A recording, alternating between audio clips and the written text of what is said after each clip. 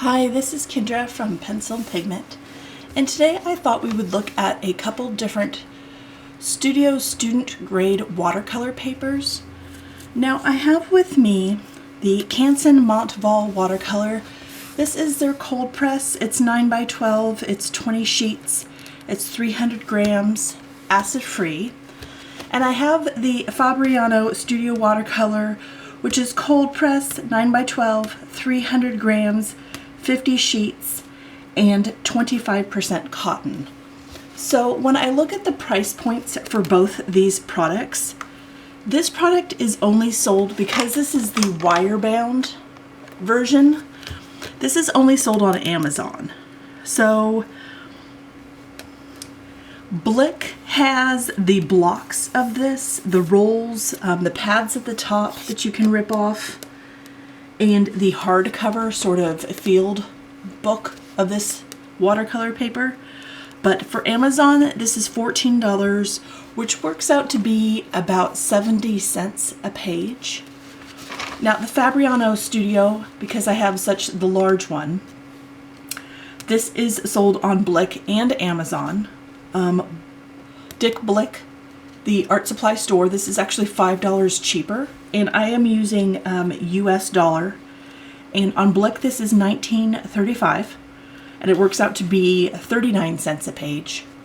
Or if you purchase it on Amazon, currently it's sitting at $24.81. So this would be about 50 cents a page versus this one, which is 70 cents. Now Canson also makes an XL watercolor paper, and that's what I thought we had, but all we have is the Montval. The Watercolor XL paper is some of the cheapest I've ever seen. I guess affordable is a more polite term. That is a solid turquoise cover sketchbook, watercolor book. That's 300 grams. It's 30 pages. It's 9x12. Blick sells it for under $9, and it works out to be the most inexpensive at 30 cents a page. Now, the Canson XL is only sold in North America. So if you live in the UK or Australia, where Canson also has their webpage, you can only get the Montval. So this is all I have for student paper. So this is what we're going to be looking at. Now I'm going to rip a sheet out of each one, and then we are going to try a test. So for the wire bound, there is a perforation on the left hand side that you can remove that. And for the Fabriano, it's just a gum adhesive at the top. And again, I share this with my children, so sometimes who knows what you're gonna find. So I thought we would try a couple things. Now I'm going to make the assumption that folks are just using this for watercolor, but this is the Fabriano, and this is the Canson,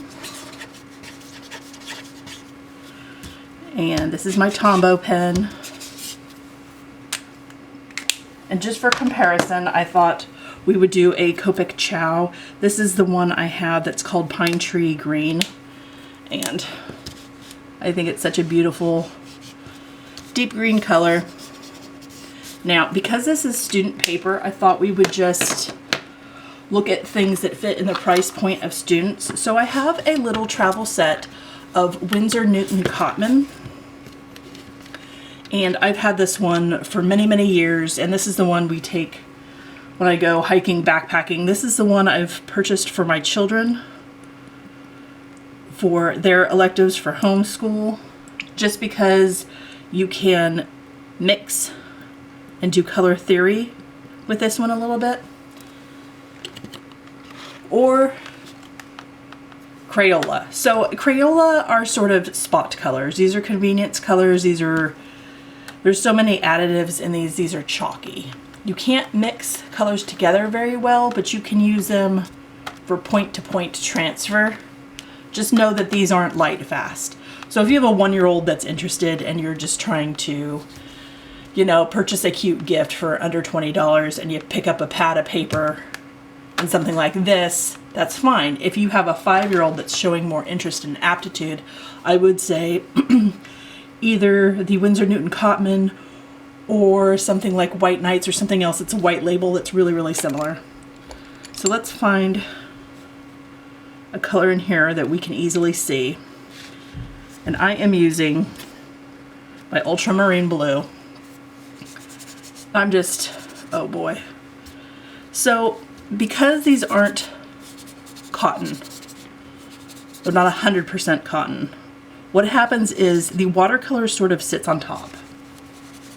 It doesn't go in, so the blending's kind of different and the vibrancy is different.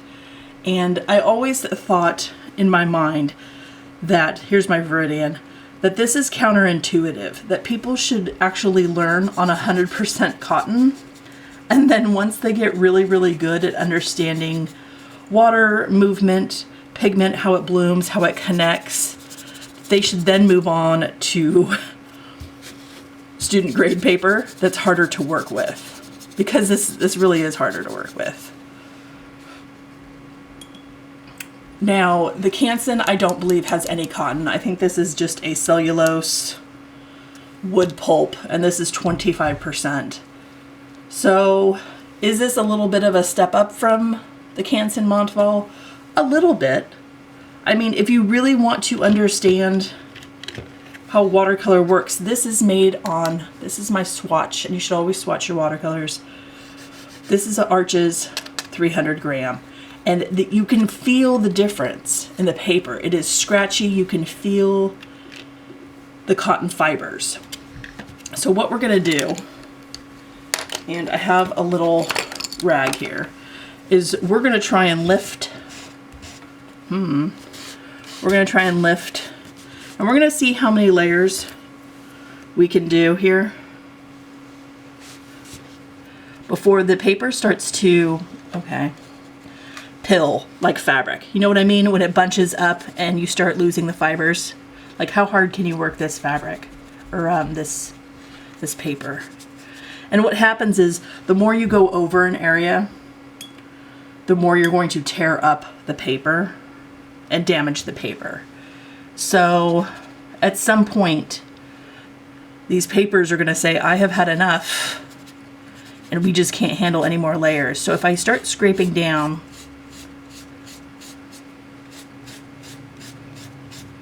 do I start scraping paper? And it looks okay still. But if you're making an illustration, if you're drawing, and you keep erasing and erasing, and you can't quite get the, I don't know, the wing of the hawk quite right, and you keep erasing, and then you then go to watercolor on top of it, the integrity of the fibers has already been damaged from the eraser. So top quality paper, it makes a difference when you're doing projects. And both of these look like they're getting tired of me. So let's come in with a cadmium red. Oh, that's not the most pleasant color, is it? I apologize. But this paper's already starting to look damaged on both. It's starting to, I'm damaging the fibers of the paper. And you can see it actually a little bit more on the Fabriano, but they're both getting damaged. So about 3 or 4 worked coats of watercolor seems to be the limit of this paper. Is one better than the other? I'm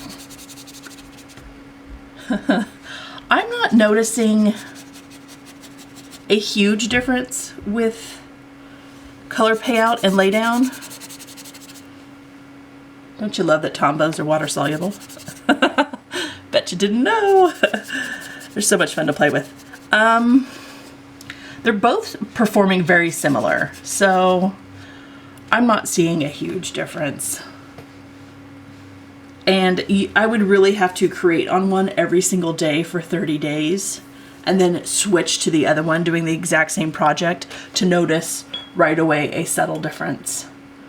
But for demonstrations, for washes, for studies, for kids, for just learning, just figuring out, before you invest hundreds of dollars into a new hobby that maybe you find stressful and not enjoyable, I would say start with something more budget.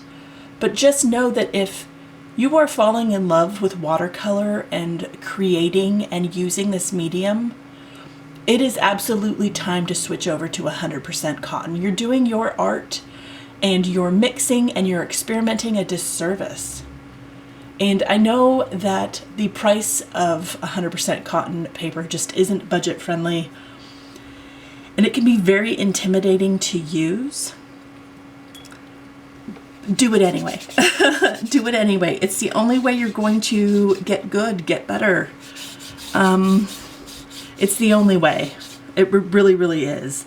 Like, how are you supposed to improve if you're not using quality products, quality paint, quality paper?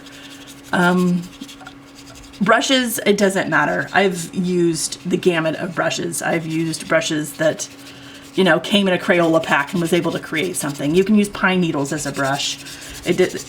I've never found that to be a huge make or break thing with art. Let's look at the other side really quickly. And with one stroke of a Copic, it doesn't bleed through. So I would say this paper is pretty similar.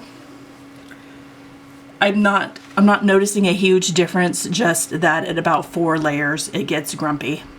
And it performs how you would expect cellulose wood pulp paper to perform. So I hope this helps in some way. I hope you have a wonderful day, and I will talk to you tomorrow. Bye.